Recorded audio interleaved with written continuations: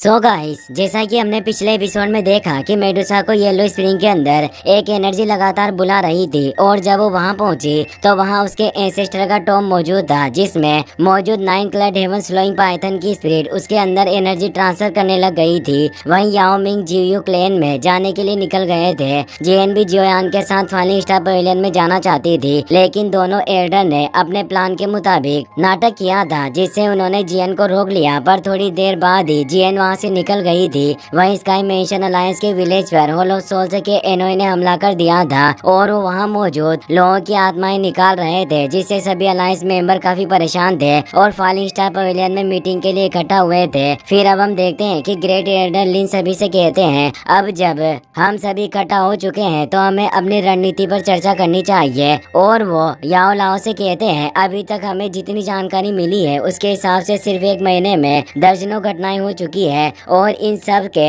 बाद एक एक करके कई सारे एल्केमिस्ट बिना किसी निशान के गायब हो गए हैं। इसीलिए वो होयुन से कहते हैं, तुम्हें हमारे पिल टावर को एक्स्ट्रा प्रोटेक्शन और सहायता देनी होगी। होयुन गुस्से में कहते हैं, मैं पहले से ही बहुत ज्यादा व्यस्त हूँ, मेरी पेट्रोलिंग टीम के पास सांस लेने तक की फुर्सत नहीं है। एक मुसीबत सुलझती नहीं उससे पहले दूसरी आ जाती है और अब मेरे पास कोई फालतू आदमी नहीं है जो तुम्हारी रखवाली करे। फेरी किंग कहती है, इन सब के अलावा हमने अलायंस में जो स्पेस टनल बनाए थे उनमें से कई बुरी तरह से टूट चुके हैं, जिससे न केवल हमारे पिल्स और रिसोर्सेज की सप्लाई रुक गई है बल्कि कई आइलैंड और शहर हमारी पहुंच से दूर हो गए हैं और अब उनसे हमारा कोई भी कांटेक्ट नहीं हो पा रहा। फेंग जियान कहते हैं, पिछले कुछ दिनों में हमारे अलायंस की 300 से ज्यादा मेन सिटी में से आधे शहरों पर हमला हो चुका है और वो मैप एक्टिवेट करके बताते हैं। इन हमलों को देखकर लगता है कि अलग अलग कबीलों ने हमला किया है, लेकिन मुझे पूरा विश्वास है कि इनके पीछे साफ तौर पर होलो सोल्स का ही हाथ है।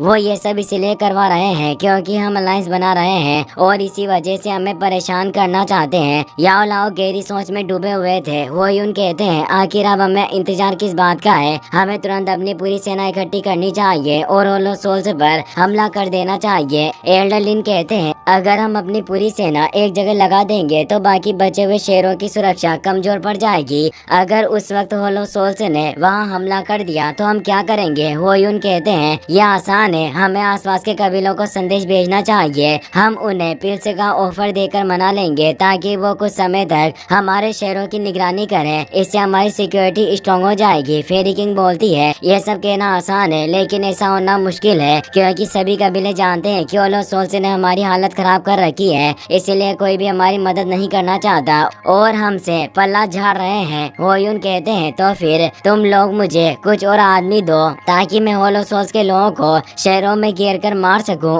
और उन्हें पूरी तरह थका दूं। फेरी किंग कहती है, होलो सोल्स के लोग भूत की तरह गायब हो जाते हैं, मुझे नहीं लगता कि तुम उन्हें पकड़ पाओगे। होयुन गुस्से में कहते हैं, अगर हम कुछ भी नहीं कर सकते तो क्या हमें पूरा सेंट्रल प्लेन से होलो सोल्स के हवाले कर देना चाहिए। सभी को समझ नहीं आ रहा था कि क्या करें। पूरे हॉल में सन्नाटा छा गया था।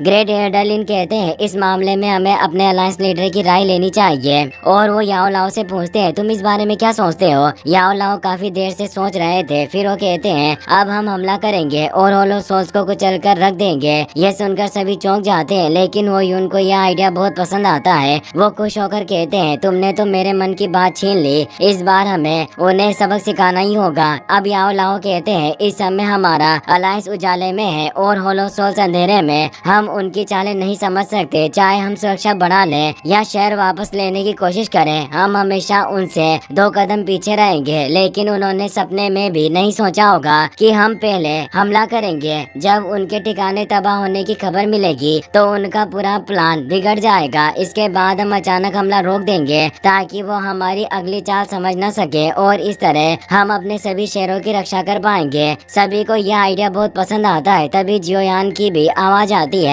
मास्टर आपने बिल्कुल सही प्लान बनाया है, अब होलो सोल्स से हिसाब चुकता करने का वक्त आ गया है। जियोयान अपने साथियों के साथ वहाँ गया था, उसके साथ जियन भी वहाँ मौजूद थी। वो कहता है, होलो सोल्स अभी बहुत ज्यादा उड़ रहा है, इसीलिए अब उनके पंख कतरने का वक्त आ गया है। सभी जियोयान को देखकर खुश हो जाते हैं और जल्दी से उसके पास आ जाते हैं। जियोयान अपने मास्टर और बाकी सभी सीनियर को रेस्पेक्ट देता है और कहता है, मुझे उम्मीद है कि मैं बिल्कुल सही समय पर आया हूँ।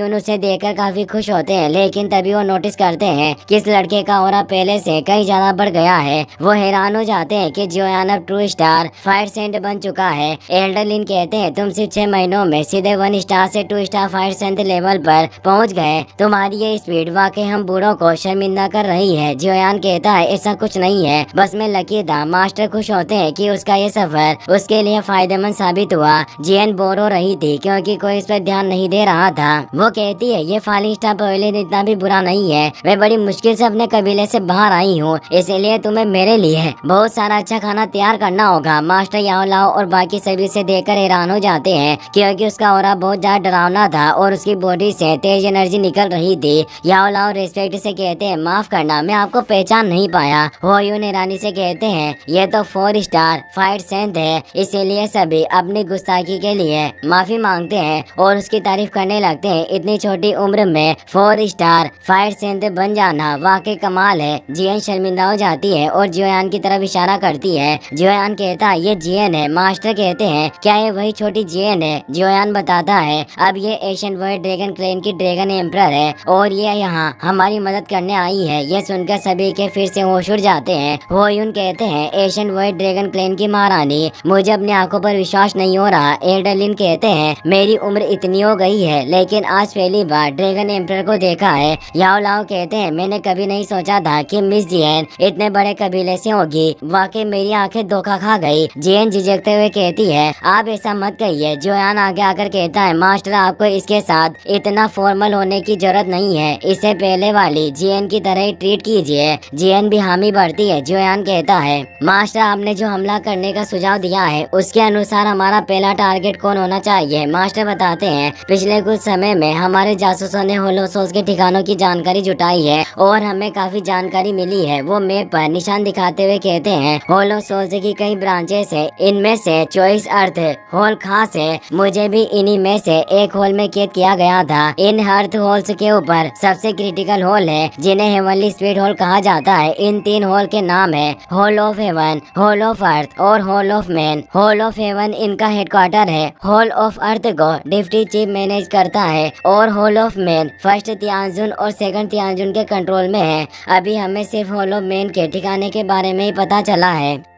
जोयान कहता है ये बहुत अच्छा है, पहले हम हॉल ऑफ मैन से ही शुरुआत करेंगे, फिर एक एक करके होलो सोल्स की पूरी जड़ें उखाड़ फेंकेंगे। वो यून कहते हैं मैं भी तुम्हारे साथ चलूंगा। एडलिन कहते हैं होलो सोल से बहुत पावरफुल है, मुझे भी साथ ले चलो। फेरी किंग बोलती है अगर जाना तय हो जाए तो मुझे भी बताना, मैं अपने लोगों को तैयार कर लूंगी। लेकिन याओ लाओ कहते हैं दोस्तों अलायंस को अभी तुम सबकी यही जरूरत है ताकि होलो सोल से इस मौके का फायदा न उठा सके और हॉल ऑफ मैन पर हमले की जिम्मेदारी सिर्फ जोयान और मुझ पर छोड़ दो। सभी सहमत हो जाते हैं। हालांकि हो यून भी लड़ना चाहता था। याओ लाओ कहते हैं पेट्रोलिंग टीम शहरों के बीच तैनात रहेगी ताकि दुश्मन सतर्क न हो। अगर हमने सुरक्षा कम की तो वो समझ जाएंगे कि हम हमला करने वाले हैं। इस बीच फेयर टावर जरूरी मेडिसिनल पिल से तैयार रखेगा और फ्लावर सेक्ट को स्पेस वर्महोल रिपेयर करने की जिम्मेदारी देते हैं। फेरी किंग मान जाती है। वो यून को भी न चाहते हुए याओ लाओ की बात माननी पड़ती है। वो जोयान से कहते हैं मेरी और बाकी सबकी तरफ से तुम उन होलोसोल्स के लोगों की अच्छे से धुलाई करना और उन पर हमारा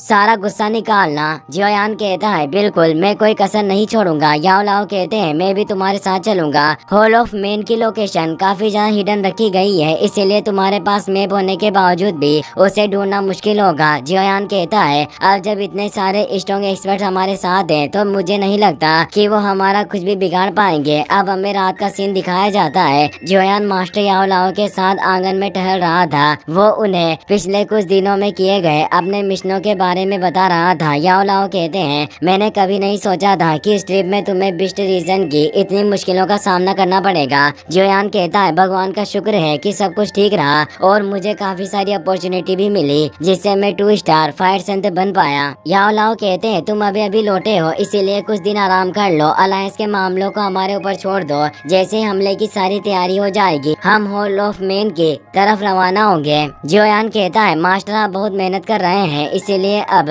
मेरे पास भी आपके लिए कुछ है, और डीमन सेंट वांग क्वांग का ब्लड एसेंस निकाल कर उन्हें दे देता है। याओ लाओ पूछते हैं ये क्या है। जियोयान बताता है ये एक पावरफुल पेटिशनर का ब्लड एसेंस है, वो फाइट्स गॉड रियल्म से सिर्फ आधा कदम दूर था। अगर आप इसे रिफाइन करेंगे तो आप जरूर 1 स्टार फाइट सेंटर में ब्रेक थ्रू कर पाएंगे। याओ लाओ झिझक जाते हैं, मुझसे ज्यादा तुम्हें इसकी जरूरत है, चाहे हॉल ऑफ सोल्स से लड़ना हो या प्यूरिफाइंग डेमोनिक लोटस फ्लेम पाना हो, तुम्हें ज्यादा ताकत चाहिए। वो उसे वापस करने लगते हैं पर जियोयान मना कर देता है मैं पहले ही इसका एक हिस्सा ले चुका हूँ, दोबारा लेने से मुझ पर कोई खास असर नहीं होगा, इसीलिए मास्टर आप इसे अपने पास रखिए।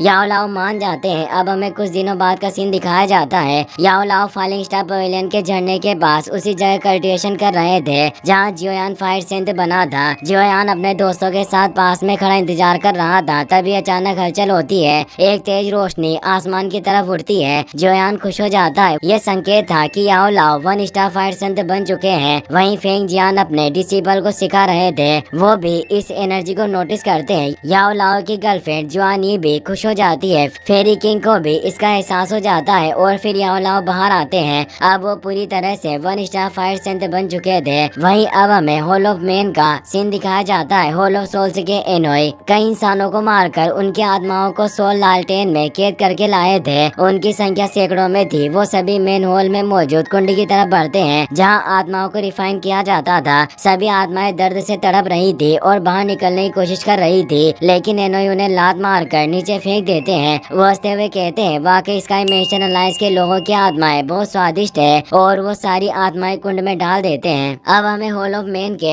एंट्रेंस का सीन दिखाया जाता है। जियोयान, याओ लाओ और जियन वहाँ पहुँच चुके थे। जियोयान पूछता है मास्टर क्या यही वो जगह है। याओ लाओ कहते हैं हाँ, इसी पत्थर के दरवाजे के पीछे हॉल ऑफ मैन है। हॉल ऑफ सोल्स को शक न हो, इसीलिए हम सिर्फ 3 लोग ही आए हैं। जितने कम लोग अंदर जाएंगे उतना अच्छा रहेगा। जियोयान कहता है हम 2 हिस्सों में बटेंगे। वो जियन से कहता है मैं और मास्टर अंदर जाकर हॉल ऑफ मैन को नष्ट करेंगे, तो तुम यहाँ पहरा देना, कोई अंदर ना आए और किसी को भागने भी मत देना। जियन कहती है बेफिक्र रहो। वो एक पल में चारों तरफ एनर्जी बैरियर बना देती है और कहती है मैंने अलार्म बैरियर भी एक्टिवेट कर दिया है, अब उन्हें हमारी मौजूदगी का पता नहीं चलेगा। अब याओ लाओ आगे आते हैं और अपनी एनर्जी से सील तोड़ने लगते हैं। सील टूटते ही वो जगह डरावने गेट में बदल जाती है। जियोयान गहरी सांस लेकर कहता है इस बार हॉल ऑफ मैन ब्रांच से कोई भी जिंदा नहीं बचना चाहिए, और वो याओ लाओ के साथ अंदर चला जाता है। जियन बाहर पहरा देती रहती है। इसी के साथ ये एपिसोड यही खत्म हो जाता है। अगर आपको ये वीडियो पसंद आया हो तो इसे अपने दोस्तों के साथ शेयर करें, लाइक करें और चैनल को सब्सक्राइब करना ना भूलें। Thanks for watching.